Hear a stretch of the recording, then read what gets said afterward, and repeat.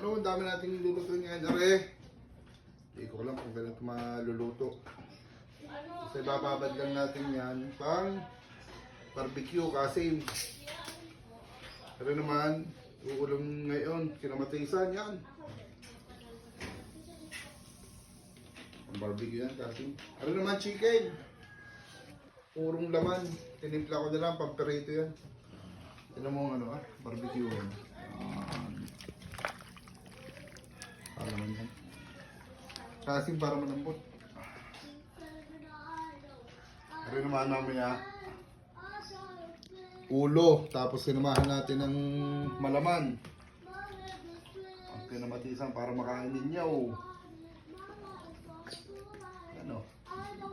Ayos na lang ano. Mamaya, babad muna to. Maya maya ay titindagin ko na to. Pag kinulang to sa mamayang tanghali, di rin ano, makapagbangi mamaya. Barbecue, gusto mo tasyo? Apa! Yes, sir. Babad lang ito, tapos ito, haluin ko rin lang. Tingnan mo yan. Yan naman ay purong ano. Purong laman ang kinuha ko, kasi pwede nyo rin itong baunin. Nakababad na rin. Pag may gulay, at may perito oreo, may ulam kayo. Puro laman manok. Tapos may ginisang gulay. Look muna lang natin to. Marinig naman natin. Masarap sa ano? Kilmatisan. Ay, tutulungan niyo ako mamaya pag nagtindag o ako na lang.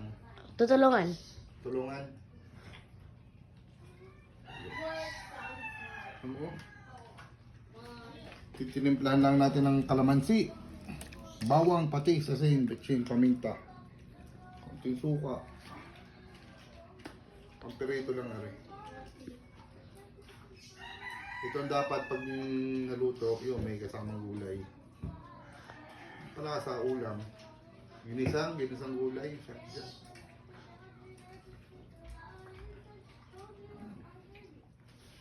Laging kompleto na ang ulam. O, luluto na lang. Makakakain na kayo. Kaya rin sa nagbibideo, alam na. Mga palabis na yan. Ano na? Nasya? Apa! Yeah. Yan, ayos. I-harap muna natin ito.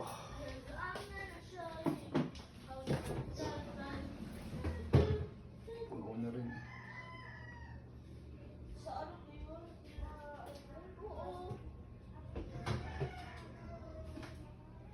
Ito naman, lulutuin na ito ngayong tanghalian.